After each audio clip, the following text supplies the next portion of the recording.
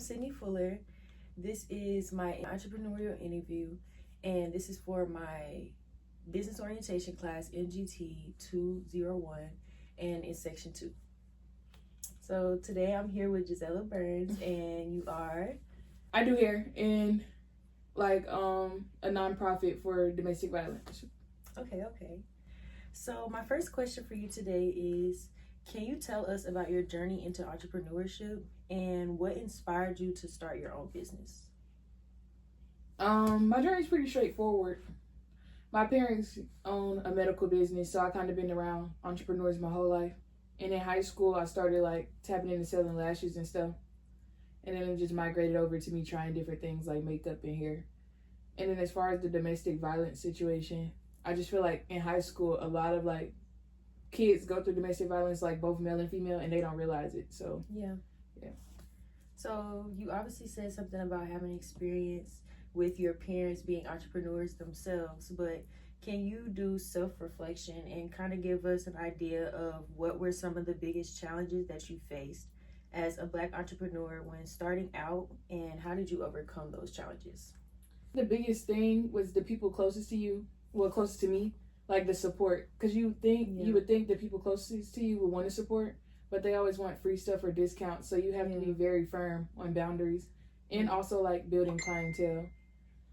With there already being so many people out, you have to just figure out your direct audience. Yes. Okay, that's a good answer. So how does your identity and your cultural background influence the way that you run your business or connect with your community? As far as identity, I feel like for hair specifically, it's Christian based, because my whole identity is basically around, God and Jesus and stuff. Yes. So I'm able to reach women and men who get their hair done based off of spreading the gospel while I'm doing their hair. And then as far as cultural, I don't know, I just love my Black people for real. So yes. Domestic violence, I feel like it's not it's overshadowed in the Black community. Mm-hmm. It's always stuff swept under the rug. Yeah, it's normalized. Yeah. So now it's I'm trying to make it normal for people to be able to get out of situations like that and tell their story. Yeah. So what role has the access to capital, mentorship, or networks played in your entrepreneurial journey? Mentorship, my parents. Mm-hmm. So that's a big role. I've been around it my whole life. So I kind of knew the ropes and stuff just by observing. Yeah. But networks, since we have so many social media, so much social media, it's so easy, so much easier now than it was when we were freshmen. Everybody's on social media now. Exactly. So you could just post something oh, I'll do your hair for free if you come. Mm-hmm. And it goes people, up in a second. Yeah. And then that's how you could just reach people. Mm-hmm. And after you start getting pictures, to build on it, then you gradually higher the price more and more. Yeah.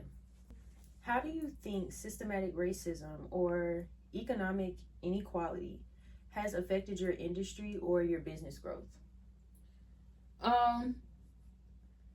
Economic inequality, I can really only speak on that, because systematic racism, I feel I haven't really faced any of that yet. Okay. But economic inequality, a lot of people can't afford things now because the economy is crazy. Yes. So I try to at least with kids, I know back to school is coming up. Mm-hmm. And teachers and stuff, I try to throw deals, especially in the summertime. People like to feel pretty. Mm-hmm. And at the end of the day, I really don't do it for the money. It's really just so I can spread the gospel. So I try to keep my prices affordable, but also at the same time to where I can make profit from it. Exactly. Gotta have profit, girl. And in what ways does your business give back to or engage with the local community? I know you said that you do discounts and things like that, but why is that important to you? It's important to me.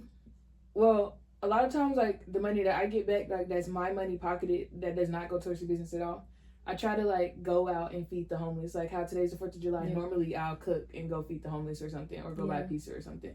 Even if it's just once a year, if it's once a year, I'll do it Christmas, and I'll do it big. Yeah. I feel going out, talking to homeless people, because you never know somebody's story. Exactly. And just because they're in that situation now, and I'm in a good place right now, I could be them 10 years from now. So I try to just go back and talk to people. Yeah. Or even when I'm doing people's hair, some women just can't afford it. Sometimes it's if I know you can't afford it, okay. At the end of the service, okay, it's fine, you don't have to pay. Mm-hmm. You just needed this. And that's what I was just thinking, you're able to be a blessing to other people even while of course, because you're a Christian, but just being an entrepreneur in general, you have the ability to just be like, okay, I don't need it. It's okay. That's cool. Have you noticed any shifts in the support of the Black-owned businesses in your Black-owned business in the recent years? And this means like post-COVID, post-2020, where everything was online and things like that. And if so, how has that affected your business? Yeah, I definitely think like after COVID, and especially like with who the president is now, a lot of Black people are going more towards supporting Black businesses. Yeah. And I know a lot of people like, okay, I'm a home-based hairstylist. A lot of people really strict on like salon-based, but when COVID happened, like you had to go to home-based, so it opened people's eyes like a lot. So I feel like it didn't affect my business in a negative way. It really helped like in a positive way, like without me noticing. Yeah, because it gave light to like we're still doing the same thing that everybody else is doing in a sense. Yeah. Okay, so what advice would you offer to other aspiring Black entrepreneurs, and especially those who may feel discouraged by the obstacles that are ahead? One thing I really can say is you have to center it around God, like, or whatever you believe in. You have to center it around like that belief system. Yeah. And then when things get hard, like 1 week you may have 10 clients, the next week you may only have 1. Like you have to just remember, like it's seasons too. Like when you own your own business, it will be drought times. So that's why it's big on like saving and stuff, especially if that's your only source of income. So yeah. And then when it comes to like support, again, a stranger will support you better than like your family or something. And it's sad to say that, but it's true. In most cases, like with me at first, I wanted my target audience to be people within our age group. But that's not my target audience. My audience is more so like older people, because a lot of people in our age group, they don't want to hear about God and stuff right now. And there's nothing wrong with that. We're all in different like, spaces. But you just have to understand that like your target audience when you first start probably won't be your target audience a week in, 2 weeks in, a year in.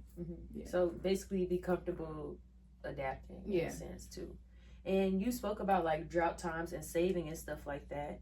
So I want to ask, as a business owner, how do you define success, and not just financially, but personally and socially? Yeah, I think financial success, it doesn't come until like after. Like you could be making money, but the money's always going to be there, honestly. It's always ways to make money. Success, like personally, I think for me, since we do have social media, at one point I was so into social media, I did not know how to communicate with people like face to face.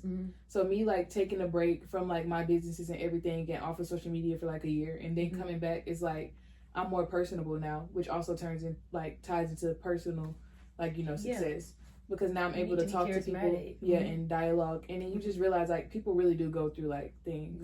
Like it just opens your eyes with everything. I definitely agree.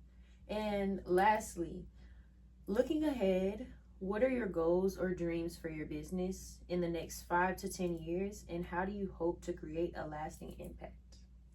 Well, in the next 5 years, hopefully, I will have a beauty bar open where it will have everything there, like a spa basically. Where do you think you want to have it at? I know I wanted, like, I don't know if I wanted to do in the Huntsville area or Madison area. I definitely want to start at home though. I don't want to stay home, but I want to start it here at home. And in the next 10 years when it comes to hair, hopefully I don't have to do hair. I could just be over like, all the different businesses that I have that are beauty bars. Now when it comes to the domestic violence thing, I feel like that's where I would leave the most impact, because I do try to tie God into everything, like I said before. But with domestic violence, it's still something that people like tiptoe around. And now it's like I'm getting known, so people are like, opportunities are opening to where I can go talk to schools and stuff. And hopefully, like even if I only see somebody one time or talk to them one time, like they know, okay, I can reach out to this person if I need help or whatever. Your story is making an impact on them. Again, this is my interview conducted with Miss Jazella Burns, a hair home-based Christian entrepreneur. And I am Sydney Fuller. Thank you.